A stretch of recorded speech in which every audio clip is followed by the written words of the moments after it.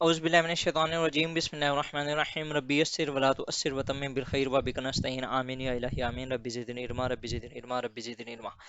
नाज़रीन, आज हमारा जो टॉपिक होगा वो हम अपना जो पिछला टॉपिक हम जो लेके चल रहे हैं काजेज़ ऑफ अमेरिकन रेवोल्यूशन, उसको आज हम फर्दर कंटिन्यू करेंगे। उसके अंदर हमने पहले इरा ऑफ एनलाइटनमेंट देखा था, उसके बाद फिर फर्दर हमने ना ब्रिटिश की मर्केंटलिस्ट पॉलिसीज़ देखी थी। ये दोनों मैंने आपको बताया था कि इन दोनों ने बहुत ज़्यादा इंपॉर्टेंट रोल प्ले किया इन टुवर्ड्स द अमेरिकन रेवोल्यूशन। ठीक है, इसी को ही ये जो एक टॉपिक है इसी को आप रोड टू अमेरिकन इंडिपेंडेंस भी कह सकते हैं। इसके ऊपर काफ़ी क्वेश्चंस आते रहते हैं, इसलिए मैं आपको ये दोनों जो टाइटल्स हैं वो बता रहा हूँ। पहले हमने देखा था जो पिछले लास्ट दो लेक्चर्स थे उसके अंदर, पहले हमने देखा था एरा ऑफ एनलाइटनमेंट, जिसके अंदर हमने 6 फिलोसफर्स थे, उनकी फ़िलासफ़ीज़ देखी थी कि किस तरीके से उन्होंने अपना रोल प्ले किया in awakening the colonist against British policies. Similarly कुछ ब्रिटिश की पॉलिसीज़ ही थी जिन्होंने हेट्रेट जनरेट की among the colonist against British, जिनके अंदर नेविगेशन एक्ट था, कमोडिटी एक्ट था, sugar, molasses, quartering stamp and royal proclamation act थे।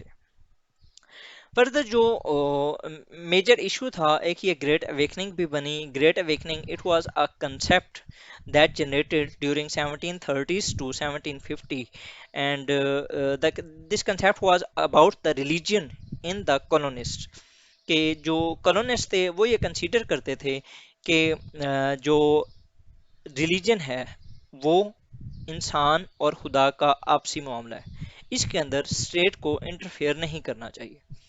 जब ये डिबेट स्टार्ट हुई, ये एक डिबेट बन गई, इसके अंदर दो धड़े थे। एक धड़ा था या एक ग्रुप था, एक जो साइड थी वो ये कहती थी कि religion should be an individual problem between a man and the God. On the other side जो दूसरा ग्रुप था, वो ये उनका जो व्यू था वो ये कहते थे कि नहीं, it must be the state's responsibility to maintain religion between the god and the man. ठीक है, कुछ ये कहते थे कि स्टेट को इंटरफेयर करना चाहिए रिलीजियस प्रैक्टिसेस में, रिलीजियस प्रॉब्लम्स में, जिस तरह पाकिस्तान के अंदर करते हैं। कुछ ये कहते थे कि नहीं, स्टेट को इंटरफेयर नहीं करना चाहिए, ये इंसान का और अल्लाह का आपसी मामला है, जिस तरह टर्की के अंदर होता है। अब ये जब स्टेट डिबेट स्टार्ट हुई, फिर इसके ऊपर डिस्कशन हुई, तो अल्टीमेटली जिनका ये व्यू था कि it should be the personal problem of any individual या of every individual between the man and the god, वो जीत गए। ठीक है, अब ये जो जीत गए तो फिर उसके बाद जितने भी कॉलोनिस्ट थे वो इस चीज के ऊपर एग्री हो गए एंड दे यूनिफाइड होके उन्होंने इस चीज को एग्री किया। It was the first event of unification among the colonists. ठीक है, ये उनका एक ऐसा पॉइंट था जब उन दोनों ने उन बल्कि वो जो कॉलोनिस्ट थे उन्होंने एक यूनिफिकेशन शो की, आपस के अंदर एक इशू था उसको रिजॉल्व कर लिया। फर्दर अगर हम देखें तो एंग्लो फ्रेंच वॉर होती है 1754 से 1763 के अंदर। अब हुआ कुछ यूं कि 1754 के अंदर, इसको आप एक बार कंफर्म कर दीजिएगा ये 1754 है या 53 है। आई एम जस्ट, मुझे थोड़ा सा इसमें डाउट हो रहा है, इसको एक बार कंफर्म कर दीजिएगा। बहरहाल ये 17 आगे 54 ही ऐसे कंसिडर कर लें कि इसके अंदर ब्रिटिश ने जो जंग थी वो फ्रांस के साथ स्टार्ट कर दी। अब आपको याद है कि इंडो पाक हिस्ट्री के अंदर अगर आप देखें तो जब वर्ल्ड वॉर 1 हुई थी तो उस टाइम 1914 के अंदर पाकिस्तान, सॉरी, इंडो पाक के अंदर खिलाफत मूवमेंट चल रही थी और ब्रिटिश ये चाहता था कि हम जो हैं वो उनका साथ दें।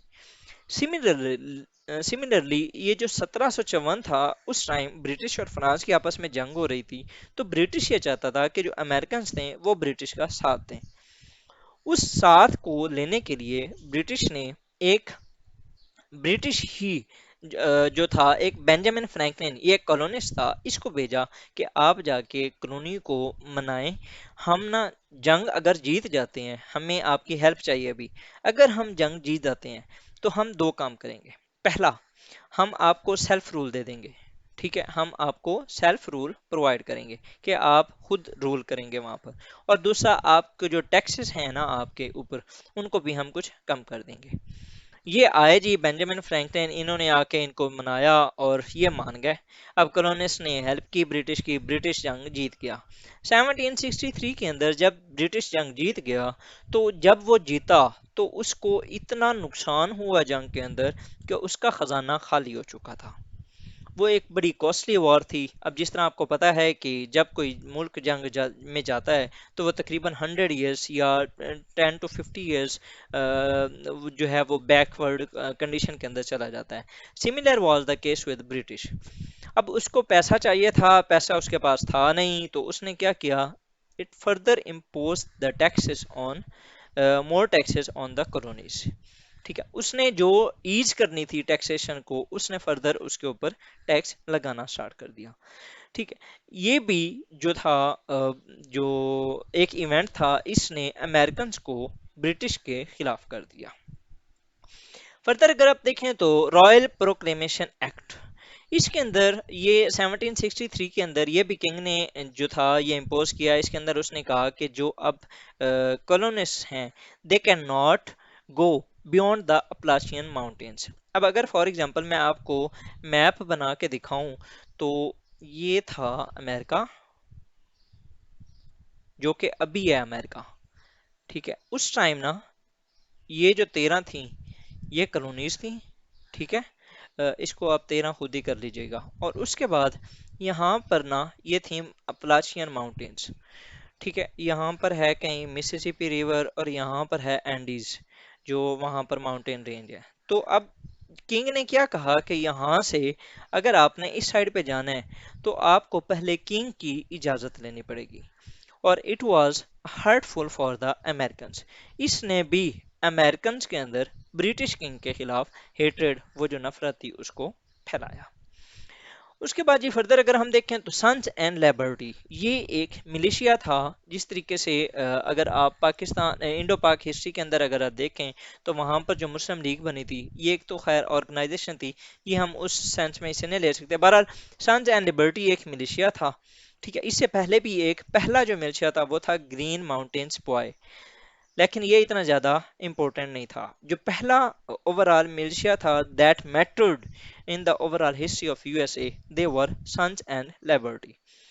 یہ کیا کرتے تھے جی، یہ گلیوں میں گھومتے تھے، اور یہ جو سٹیمپ ایکٹ لگا تھا تو اس سٹیمپ ایکٹ کے بعد جو سٹیمپس تھیں، جو سٹیمپ آفیسر لے کے پھر رہے ہوتے تھے، یہ ان کی جو سٹیمپس تھیں ان کو چرا لیا کرتے تھے۔ یہ لوگوں کو کنونس کرتے تھے کہ آپ سٹیمپ ایکٹ کی مخالفت کریں۔ سملرلی ان کا ایک جو سلوگن تھا وہ تھا نو ٹیکسیشن وداؤٹ ریپریزنٹیشن۔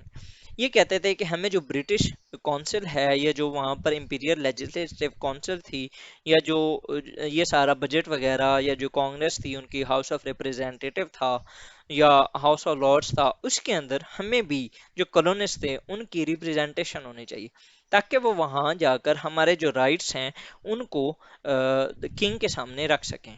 ٹھیک ہے، اور انہوں نے کہا کہ ہم آپ کو ٹیکس تب تک نہیں دیں گے جب تک آپ ہمیں ریپریزنٹیشن نہیں دیں گے۔ تو یہ بھی جو کنسیپٹ تھا، یہ جو سلوگن تھا، یہ تھا سنز اینڈ لیبرٹیز کا۔ اس کے بعد ان کی اور بھی جو سلوگنز تھے ان کے اندر لیبرٹی تھا، اس کے بعد پراپرٹی اور نو سٹیمپ۔ ٹھیک ہے، اس کے اوپر یہ کام کر رہے تھے۔ اس کے بعد جی فردر ایک اور ایونٹ ہوتا ہے جی بوستان میسکر، یہ 1770 کے اندر ہوا۔ اس میں یہ ہوا کہ کچھ لوگ پیسفلی پروٹیسٹ کر رہے تھے، اور جو ریڈ آرمی تھی، جو کہ برٹش کے کارندے تھے، جو برٹش کی آرمی تھی، ان میں سے کسی نے نا ان کے اوپر فائر کر دیا۔ اب فائر ہوا تو ان میں سے 3 لوگ مر گئے امریکنز یا کولونسٹ جو تھے، اور 5 انجرڈ ہوئے۔ ٹھیک ہے، اس کو انہوں نے ایک میسکر کا نام دیا، جس کا نام تھا بوستان میسکر۔ یہ نا 2 چیزیں شو کرتا تھا، ایک کہ ہیومن لائف جو تھی it was much more important for the Americans, اور سملرلی دوسرا یہ کہ in massacre there is not the matter of numbers, چاہے ایک بندہ مرے، چاہے 2 بندے مرے، چاہے 3 مرے، چاہے 10 مرے، چاہے 50، it was the massacre for Americans. حالانکہ اگر آپ ویسے میسکر کو ڈیفائن کریں تو it is a mass killing by any one. ٹھیک ہے، this caused more hatred against the British.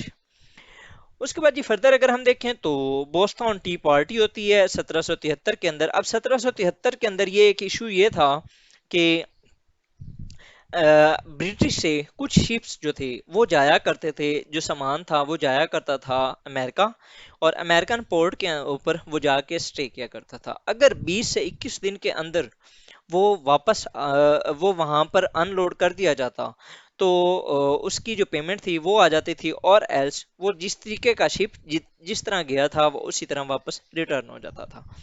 1773 के राउंड अबाउट जो ईस्ट इंडिया कंपनी थी वो लॉस में जा रही थी। British king was about to wipe out the East India Company. वो चाहता था कि मैं इसे ख़त्म कर दूं, लेकिन कुछ पार्लियामेंटेरियंस थे जो ये कहते थे कि नहीं, इसे होना चाहिए। तो इन्होंने क्या किया, इन्होंने ज़बरदस्ती एक जो टी का ईस्ट इंडिया कंपनी का ही एक शिप था वो कॉलोनिस्ट को बेचना चाहा। इन्होंने वो टी का जो शिप था वो भेज दिया। अब इसका जिस तरह मैंने आपको ऑलरेडी बताया है, अमेरिकन वर कॉफी पीपल, और ये जो 20 दिन के लिए यहाँ पर शिप जो था वो खड़ा रहा और ये अनलोड ना हुआ।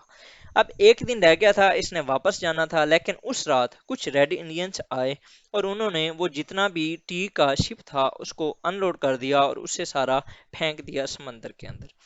इससे ब्रिटिश को बहुत ज़्यादा नुकसान हुआ। जब वो रेड इंडियंस वापस आए तो उनसे पूछा गया कि आप कहाँ थे, तो उन्होंने कहा कि देवर ऑन द पार्टी।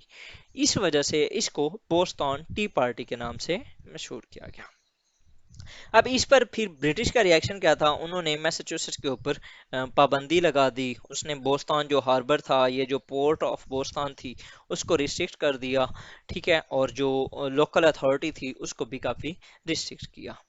तो ये था हमारा आज का लेक्चर, जिसके अंदर हमने कुछ रीजंस देखी। इसके बाद फर्दर हम देखेंगे कि किस तरीके से फिर कॉन्टिनेंटल कांग्रेसेस होती हैं, first continental Congress, second continental Congress, और फिर उसके बाद डेक्लेरेशन किस तरीके से यूएस करता है इंडिपेंडेंस की, और उसके बाद फिर वार ऑफ इंडिपेंडेंस स्टार्ट हो जाती है। तो होपफुली आपको अंडरस्टैंड हो रहा होगा, जो अमेरिकन हिस्ट्री है आपको समझ आ रही होगी। अगर आपको कोई कन्फ्यूजन हो तो आप पूछ लिया करें कमेंट बॉक्स के अंदर। और थैंक यू जी। अल्लाह हाफिज़। जज़ाकल्लाह।